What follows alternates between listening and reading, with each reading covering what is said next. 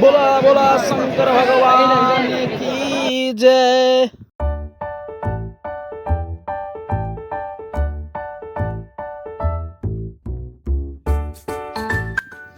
हर हर महादेव। तो नमस्कार दोस्तों, मैं रवि शास्त्री। आज आप सबको ले चलते हैं सावन के पावन महीना में देवघर में काफ़ी भीड़ होता है और बहुत लोग जाते हैं वहाँ पे जल चढ़ाने के लिए।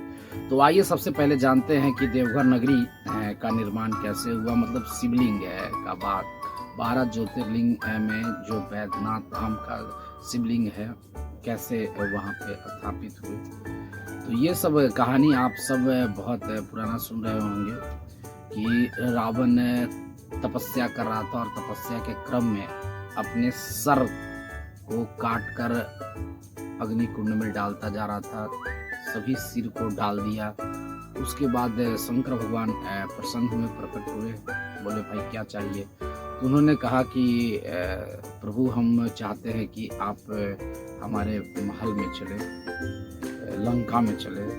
तो बोले कि भाई हम तो तुम्हारी तपस्या से प्रसन्न हैं और सारे सर को वापस किया। और उसके बाद बोले कि ठीक है त्रास दो। और उसके बाद बोले कि मैं तो नहीं, लेकिन ज्योतिर्लिंग के रूप में मैं तुम्हारे साथ चलता हूँ। और ज्योतिर्लिंग को लेकर वो जब रावण चलता है लंका की ओर तो सभी देवी देवता बहुत परेशान रहता है कि लंका में शिवलिंग का स्थापना हो जाएगा तो अच्छी बात तो नहीं है। तो इसके लिए विष्णु भगवान ने उनके पेट में दर्द किया और उसके बाद लघु शंका उनको लगा और वो लघु शंका करने के लिए जमीन पे उतरे। और उसके बाद सोचे कि भाई शंकर भगवान ने एक वरदान दिया था, कहा था कि अगर ये शिवलिंग जहाँ रखा गया वहीं पे रह जाएगा। तो ये चीज़ उनको दिमाग में था रावण को। और उसके बाद वो इर्द गिर्द देखे कि भाई किसको दे पकड़ने के लिए, तब लघु शंका करेंगे। तो बैजनाथ धाम का एक ग्वाला था,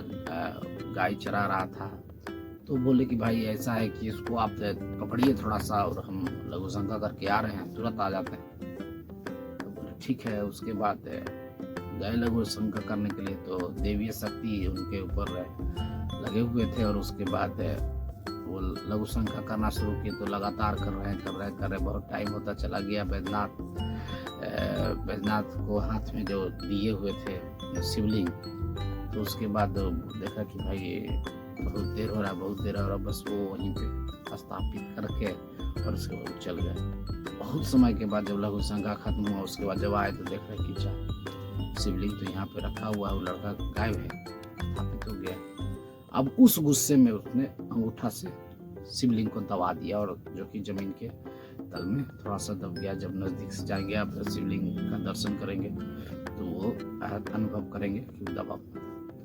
तो ये कहानी है। और उसके बाद से फिर शिवलिंग वहाँ पे करिश्मा ही आप देख ही रहे हैं कि देवघर का कितना बड़ा करिश्मा है और देवघर नगरी कितना महत्वपूर्ण हो गया है जीवन में। और सावन में कांवड़ यात्रा की शुरुआत बहुत लोग से कहानियों में आप सुने होंगे कि राम भगवान जब जा रहे थे तो उसके बाद वहाँ से सुल्तानगंज से लेकर अभिषेक किए थे। तो एक वहाँ से सावन में कांवड़ ले जाने का चीज हुआ था। लेकिन दूसरा है कि समुद्र मंथन के समय में बहुत विद्वानों का मानना है कि समुद्र मंथन के समय में जब विष बाहर निकला था तो विष को वो शंकर भगवान जब पी लिए थे तो विष पी लेने के बाद क्या हुआ कि यहाँ पे नीला हो गया था, नीलकंठ हो गए थे और बेचैनी हो गई थी विष की वजह से। तो उसको ठंडा करने के लिए जल चढ़ाना शुरू हुआ और भक्त ने जल चढ़ाया और धीरे धीरे फैलता गया। अभी लाखों करोड़ लोग वहाँ पे जाते हैं कि सावन के पावन महीना में जल चढ़ाते हैं और वहाँ से ईश्वर को प्रार्थना करते हैं, आशीर्वाद लेते हैं, दर्शन करते हैं। और वे ज्योतिर्लिंग बहुत ही महत्वपूर्ण ज्योतिर्लिंग है और वहाँ मनोकामना ज्योतिर्लिंग है। तो सबकी मनोकामना पूर्ण होती है। हर हर महादेव। मेरा अनुभव रहा कि मैं अभी हाल में देवघर नगरी में गया और देवघर नगरी में मैं गया तो जसीडीह रेलवे स्टेशन से मैं उतरा और उसके बाद देवघर नगरी में गया। देवघर नगरी में अभी 2025 की मैं बात बता रहा हूँ। अभी रिसेंटली जब हम लोग गए थे तो वहाँ पे तो सावन का महीना नहीं था, बिना सावन के महीना में गए थे। बाबा की महिमा बहुत सारे भीड़, बहुत भीड़ था वहाँ पे। छोटे छोटे बच्चे को लेकर चले गए थे, जो कि नहीं जाना चाहिए उतना छोटा छोटा बच्चों को, क्योंकि क्या है कि अब जा रहे हैं तो बहुत लोगों का भीड़ है। और छोटे छोटे बच्चे को मैंने देखा कि लेकर गोद में जा रहे हैं, लेकिन भीड़ इतना था कि वहाँ का विधि व्यवस्था, जैसे कि जल्द आप लाइन में लगते हैं, लाइन में लगने के बाद इधर से घूमे, इधर से घूमे, इधर से घूमे, बहुत सारा घूमने का प्रक्रिया है। घूमने के प्रक्रिया के बाद आप मंदिर के द्वार में जाते हैं और वहाँ पे जल आप चढ़ाते हैं। तो उस क्रम में बहुत समय लग जाता है, 5 घंटा, 10 घंटा, 12 घंटा का समय लगता है। तो उस समय के अंतराल में अगर आप छोटे छोटे बच्चे को लेकर जाते हैं तो बहुत परेशानी होती है, क्योंकि बच्चा है, उसको तो जानकारी नहीं है कि आप पूजा करने के लिए गए हैं, कि घूमने गए हैं, कि घर में है, कि बाहर है। तो ये सब चीज़ें हैं। तो मेरा अनुभव यही है कि वहाँ पे आप ज़रूर जाएं, दर्शन करने के लिए जाएं, बाबा का दर्शन करें, आशीर्वाद लें, अपने फल की प्राप्ति करें। लेकिन छोटे छोटे बच्चे को कुछ लोग और आप ज़रूर साथ में लेके जाएं, अगर आपके साथ बच्चे हैं तो, कि वो बाहर में इंतज़ार कर सकें कि आप जब पूजा वूजा कर ले तो उसके बाद। क्योंकि बच्चे जब जाते हैं तो वहाँ पे बहुत ज़्यादा गैदरिंग हो जाता है, भीड़ हो जाता है, जिसकी वजह से बच्चे को बहुत तकलीफ़ होता है। तो ये चीज़ मैंने अनुभव किया, जो आज आपके बीच में शेयर कर रहा हूँ। और बाबा की नगरी में भीड़ ना हो ऐसा तो संभव ही नहीं, क्योंकि देश ही नहीं विदेशों से लोग आते हैं। और बाबा की महिमा इतना है कि उस महिमा का गाथा गाते गाते आप थकेंगे नहीं।